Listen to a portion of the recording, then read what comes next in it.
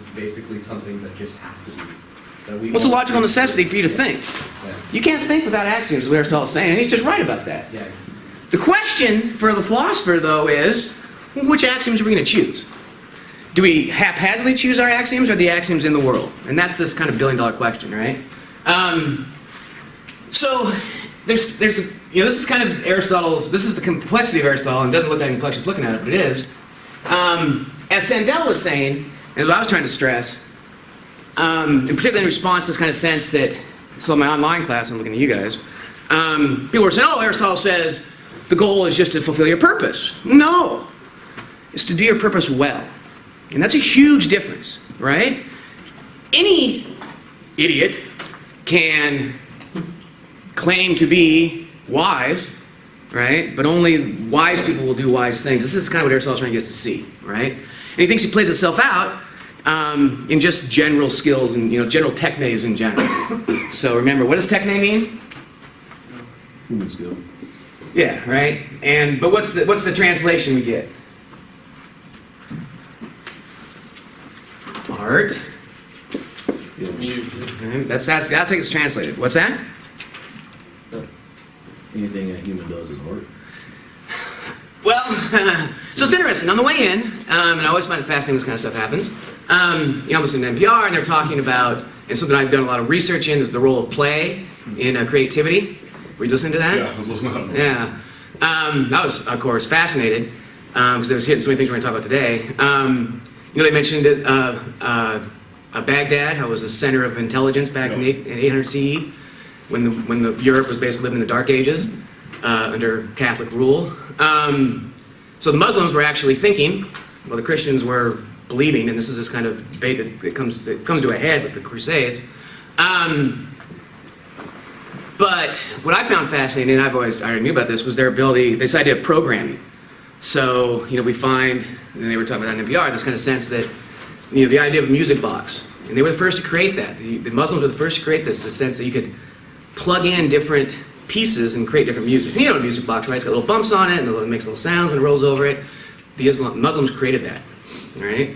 That leads to computers, basically, when it's all said and done, the idea of programming and how that works. And the guy did a brilliant job of explaining it, I thought.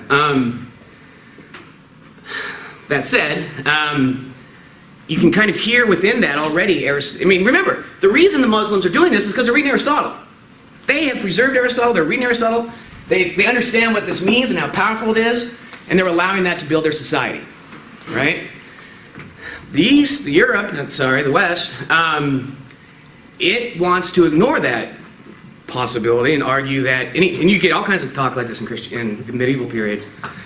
The idea of changing the world is ungodly, and we're not supposed to do those kind of things. We're mostly just supposed to survive and, just basically live and then die and go to God, and anything else is sin or something like that. And this, because Aristotle's been banned. We banned Aristotle. Plato we have, but Plato's so vague, you can make him say whatever the hell you want, so. Anyway, so what's Aristotle doing here, and how does this play out? So again, the sense of techne is always grounded in arete, and you can never really talk about one without the other. To simply say, oh, well, all human skill is equal is very un-Aristotelian. Aristotle will be the first to say, no, it's just not true. Clearly, there's a difference between a good flute player and a bad flute player. How do you know the difference between a good and bad guitar player? You play the guitar, so you should have at least some sense of it, right? Mm-hmm. They can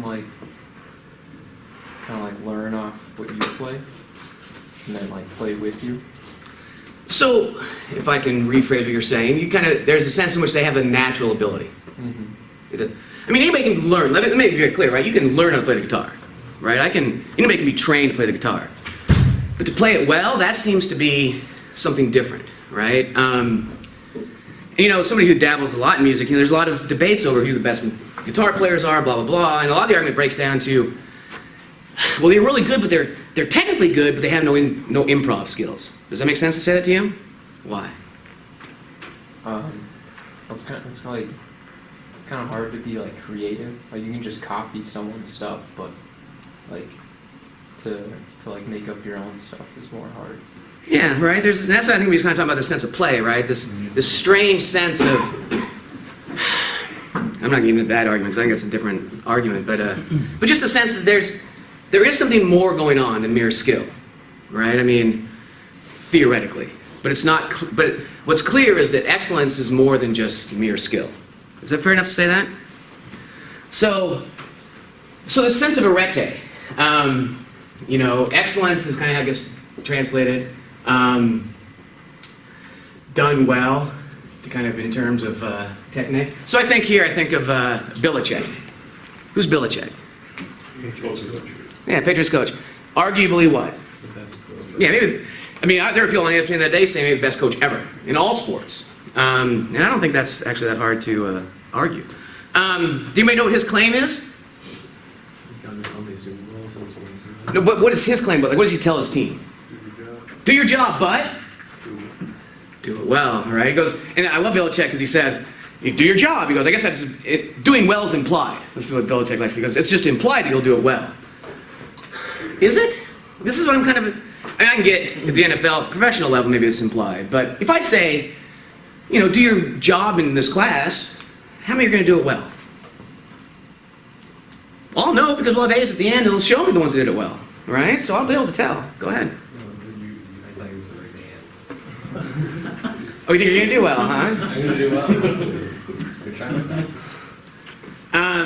But we'll see. I mean, this is kind of the phenomenon Aristotle's talking about. We've, one of the rhetorics is different ways to talk about this. Cream rise to the top. Right? You guys heard about that? Have you guys heard that phrase? It's an old phrase. Yeah, you have. It's kind of become verboten to think that. Why? First of all, what does verboten mean? Taboo, forbidden. What's that? Taboo, forbidden. Taboo, yeah, basically taboo, right, bad. Why has it become bad to say the cream rises to the top? Because it's making certain people feel less than other people. They're not as good. Is it making them feel that? Or are they simply that? Well, yeah, there's different levels of skill in certain things, and it's kind of putting people apart. And why has it become bad? I mean, this is a deep philosophical question in a sense that you're living in. Yeah. Well, the statement kind of implies that some people are just not going to be, they're not going to be top, and that's just that. Yeah, some of you in here are not going to be the top. Right? And why aren't you going to be the top? This is this kind of weird thing. Now, in this particular class, in my classes in general, it's not basically just limited to technique. It's really just basically doing what you have to do, right? But some of you won't do it. What Aristotle is saying is some of you just aren't going to cut it. Sucks to be you, maybe. Maybe education's not the thing. Aristotle's not saying it makes you a bad person, and that's an important point. What Aristotle is saying is, and this is where he embodies the philosophy, he's saying that telos, that what you really need to do is know thyself. Famous claim, right? Know thyself. That's why I had that quote up there from Aristotle. He says, look, anybody can make claims about others, about things in general, but the hard thing to do is know who you are as an individual. I didn't like the term individual because that's not really the self. If we get into the Greek again, the self would imply a community, so it's not this radical individualism we have today. But anyway, so know thyself. This is so somebody mentioned the Socrates story to me the other day, and I'm going to give it to you because we didn't tell it. So what happens to Socrates? The reason Socrates does what he does, I'll give you the story because it really plays into this. There's a place called Delphi, which is north of Athens. It's mountainous. It's still there to this day. You can still go there. There's no road. You have to hike to it. At Delphi, there's a cave, and in the cave were these witches, soothsayers, whatever term you want to use. They were usually, blind, deformed, all that kind of weird stuff going on with that. But you went there to get your future told. But it's typical future telling. It's not you're going to get hit by a bus at 3:30, on Tuesday. It's something like you are the wisest one in the room, which is what happens to Socrates, right? So Socrates goes and talks to him and gets a fortune read, and they tell him there's no one wiser in Athens than Socrates. And Socrates goes, well, wait, I don't know what the hell. If I'm the wise one, then where? So he spends his life, or the rest of his life, trying to find somebody wiser than him in Athens. That's what gets him killed. He's trying to find somebody smarter, right? He does turn out to be, this is where I think kind of Plato's kind of weird. does he say that Socrates is the wiser because he drinks the hemlock and dies? Or does that undermine the wise claim in general and undermine the entire Greek structure by taking away the soothsaying? So as I'm saying, there's different ways of reading what Plato's doing here. But that said, that's why Socrates, he is told there's no one wiser in Athens. He doesn't claim to be the wisest one in Athens. In fact, he thinks that's wrong. But so I get him killed. But at Delphi, to get back to this, there's two things you can still read to this day that are inscribed on a rock right as you walk into the cave. Know thyself, and all things in moderation. Right? And that's this kind of this essence of Greek philosophy, if you will. This kind of sense of knowing thyself, and then there's all things in moderation, which is a little harder to fit in here. It falls into this somehow. But anyway, so I just want to get that story out there. So Aristotle. Let's read a little bit of Aristotle, because that's always the best. So this is on page 2 of your guys' printout, or section 4. So this is section 4, second paragraph. He's talking about kind of what Sandel was saying, and let me get that up there. For Aristotle, this whole movement, and I've already mentioned this before, is really grounded in a sense of justice.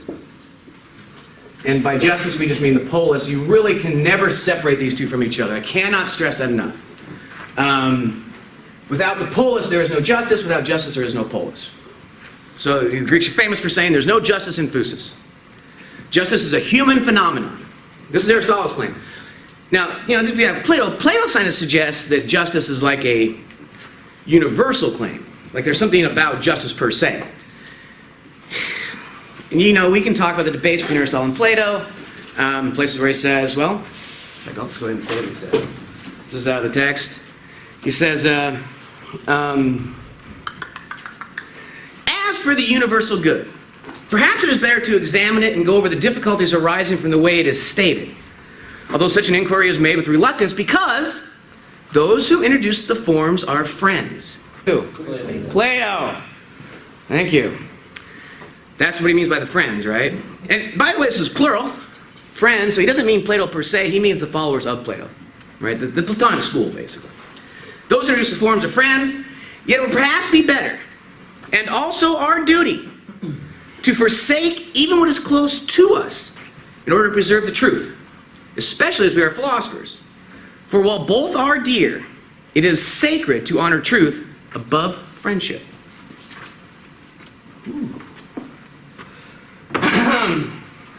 Yeah. That's a really powerful, people have spent careers just going over that phrase right there. There's a sense in which Aristotle thinks that what Plato said about the good, which isn't even on the board, just doesn't fit. It's not, we can't know it. So he says, over here basically, that we're going to make the good an axiom in terms of the for us. And this is some weird move Aristotle's making. Yeah. Aristotle's not saying the good doesn't exist. I want to be very clear about this. He's not saying Plato's wrong about the good. What he's saying is Plato's account of the good doesn't explain to us what that means, what it means to be good, if that makes sense. It's too vague. Let's just put it that way. It's too vague. So Aristotle's trying to bring it down to earth, so to speak. And that's it. There's this famous painting by Raphael. Maybe some of you have seen it. Plato's pointing up and Aristotle's pointing down. And there's this famous claim, what's more important, the origins of things or the practical of things? There's kind of this debate between the two. But what Aristotle's pretty clear about is the axiom we're going to hold is that the good is determined by us, not by the gods. So what's good for us may not be good for the gods. Right? And Aristotle wants to make sure he doesn't confuse those two. Just because the gods are free to do whatever they want doesn't mean we're free to do whatever we want, if that kind of makes sense. Right? So he's trying to keep those things apart. So his question is, what is the end of the human? What is the telos? What does it mean to be human? What is the virtue of being a human? What term does he use? We talked about this on Monday. What is the goal of humanity? Yeah, what was that? Yeah, eudaimonia is the term, right? Kind of do a little thing here. So here's the term, eudaimonia. It's in your text. Flourishing, again, is how most scholars do it today. Happiness is how it was translated back in the day. We've already had this conversation a little bit, happiness versus flourishing. It's tough. I mean, there's a sense in which I understand why you use happiness, because there's a sense in which you clearly are not flourishing if you're not happy. Right? I mean, that seems true, doesn't it?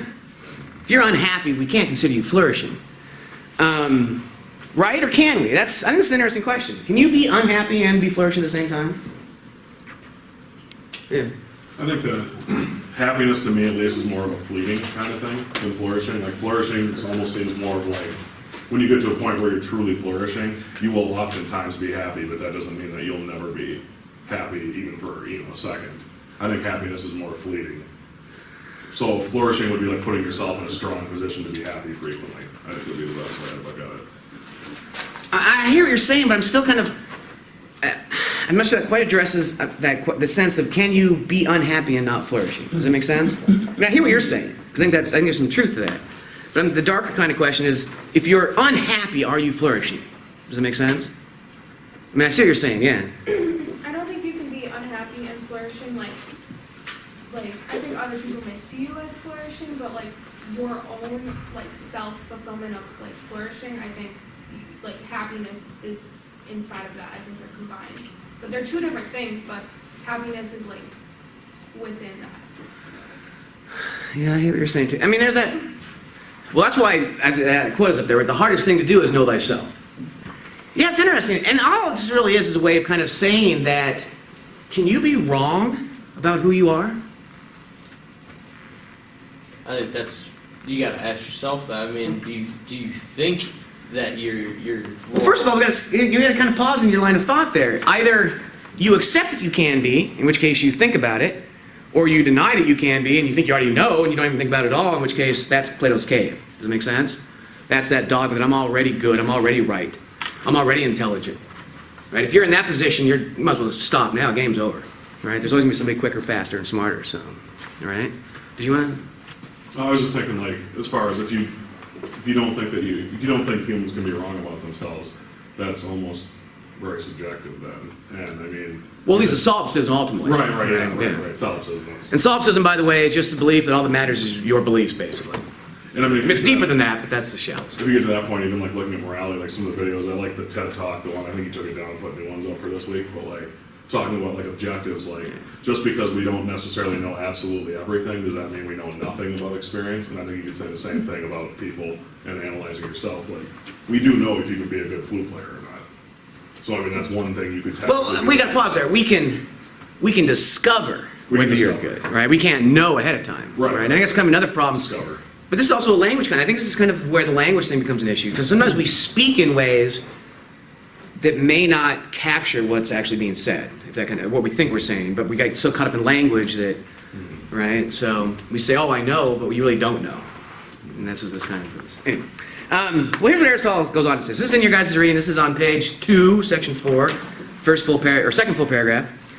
He says, and this is putting off that same thing. He says, "Let us not fail to notice, however, that there is a difference between arguments from and those to the first principles." Okay. So that's axiom. Excellence would be a first principle. Would be an example of a first principle.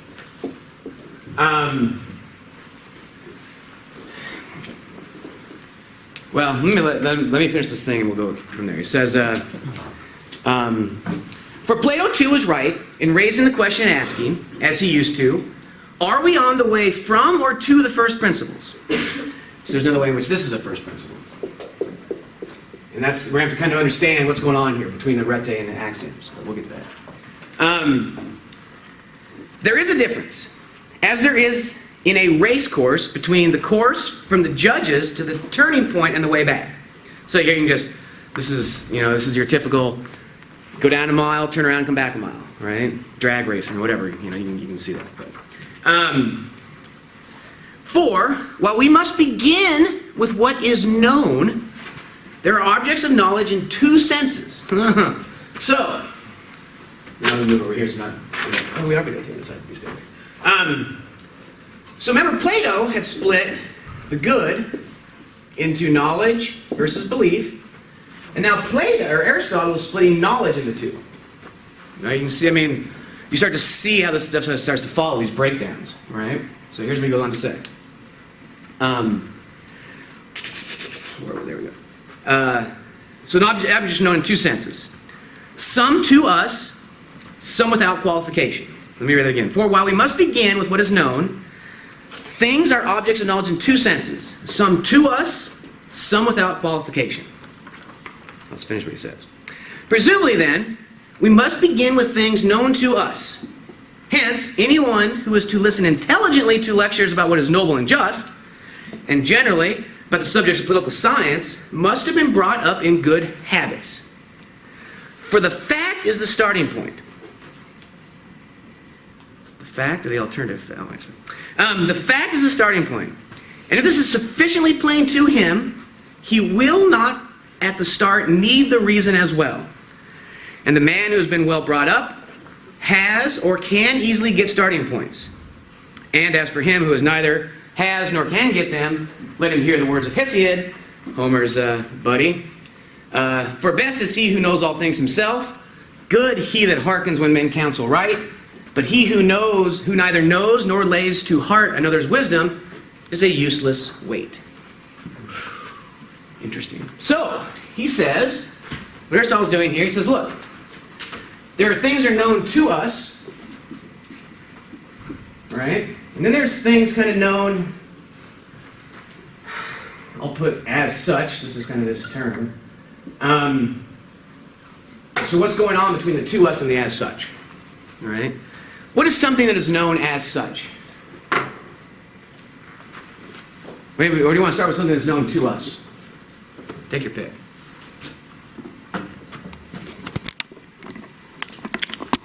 There we go. Okay, so something known to us. Give me an example. You know, what's known to us is this sense of praxis. So you guys are on the right kind of path, right? What does praxis mean? What works? What works, yeah.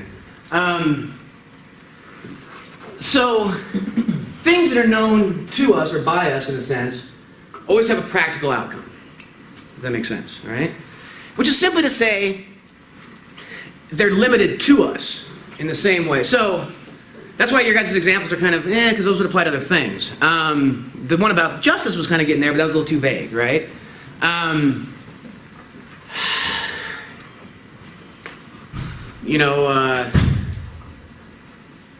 Well, here's a good one. So, the Persians are going to attack in a week. That's something known to us. Does that make sense? That has to do with all the situations, but things we know, blah, blah, blah. What is something that's known as such, which is independent of us, if you will? Well, that's kind of that's this kind of realm that Plato opens up. The other would be being, the big B. But this is known independent of us. Does it make sense? Theoretically, this is the billion-dollar question. Does this exist independent of us, or is this simply a mere praxis? Does it make sense to say that? Does it? Because that don't make sense when I say it. It's a practice thing that we do, right, in math. We use it practically. Nobody's doubting that. That's not what I'm asking. Is it merely exist as a praxis?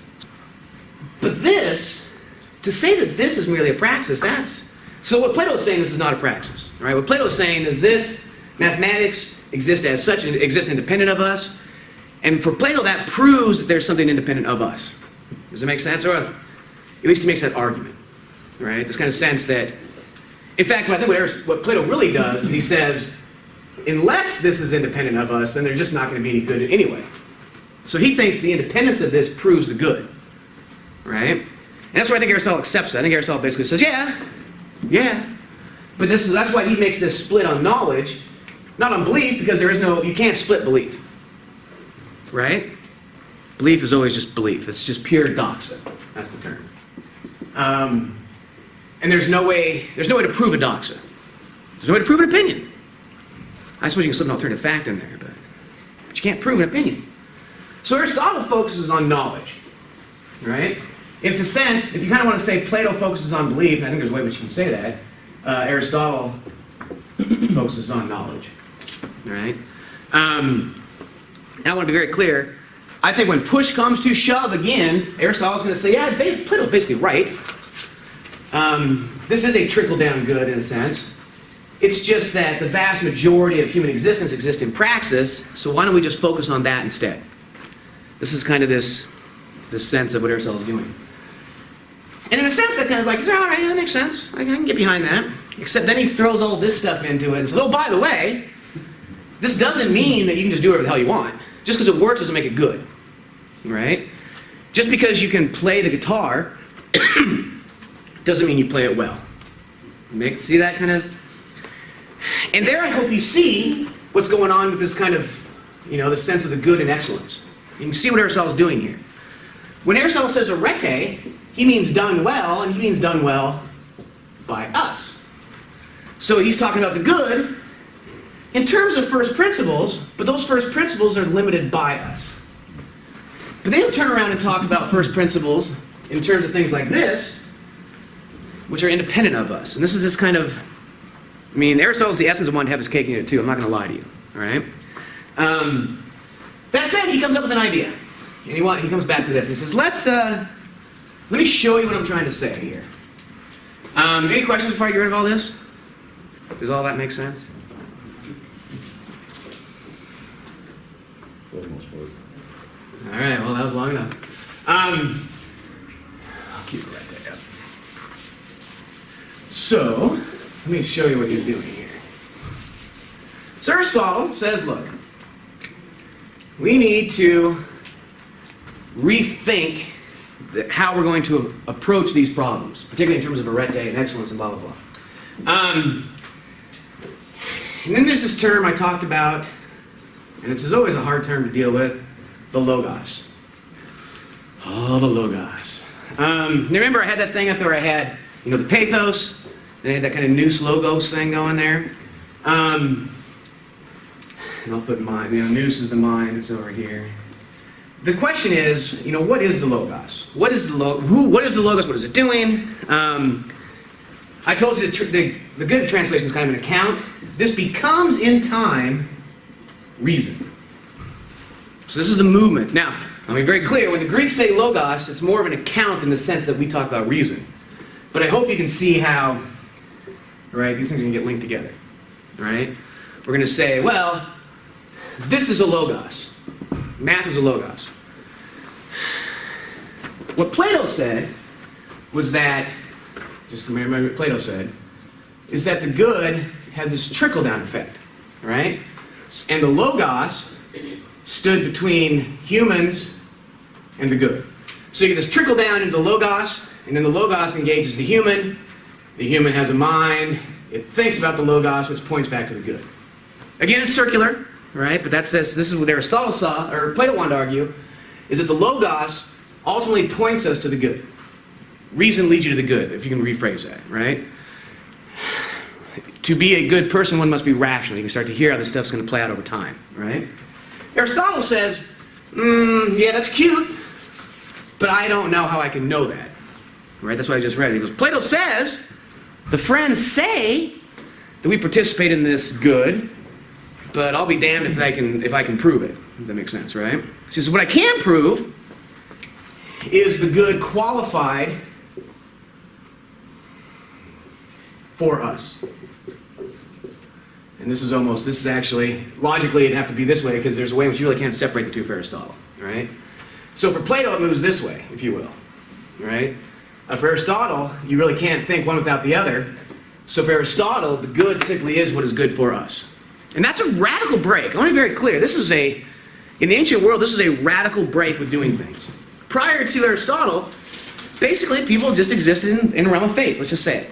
Right? They had faith in the gods, they had faith in what Homer said, blah, blah, blah, blah, blah. It was basically, everything was grounded in faith. Right? With this move, Aristotle says, it's not that it's an anti-faith claim, it's that faith, doxa, opinion, might work for some things, but excellence doesn't seem to be opinion's goal. This is kind of what Aristotle wants to say. All right? So to be excellent, it has to be known. Let's just say it. All right? To be excellent is to be known. This is this kind of sense that Aristotle wants to say. Because if not that, then what? Right? Does that make sense? If not through knowledge, then through what? And you kind of see what he's playing here. Remember, it's not the game he set up, it's the game Plato set up. And again, I can't stress enough, we're always playing Plato's game, basically. So Aristotle says, look, let's talk about what is good for us and how we can know what is good for us. And he comes up with the famous syllogism. This is a syllogism.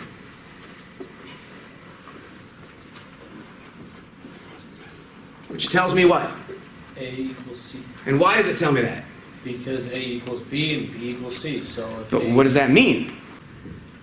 This confusion of the difference between the good for us versus the good as such continues to haunt to this day. Well, I get so many examples. Hold on, we'll come back to that. So when Aristotle makes this claim, he's not saying this is how the world is as such. He's saying this is how the world is for us. And then Aristotle's saying, look, we can know things through observation in a deeper level. It's still caught in observation, though. And I'm glad you guys are seeing that. Aristotle understands that we're limited to observation. And this is the weird thing, but he thinks there's a difference in levels of observation. Does that make sense? Arete, excellence. There's no excellence in thinking a whale is a fish. Does that make sense? You can probably live your entire life thinking that and never have a problem. Does it make sense? I mean, yeah, it's totally obvious. But is your view excellent? Does your view have arete? And then Aristotle says no to that, right? Yeah, okay, so, sorry, I didn't know we were going so late. We'll come back, talk about this more on Friday, what he's doing, but I hope you're getting a sense of what Aristotle's doing in the sense of what he's building up this structure. And so on Friday, I'll kind of bring it home and show you exactly what he's doing, what it means, and how it plays out in the future. So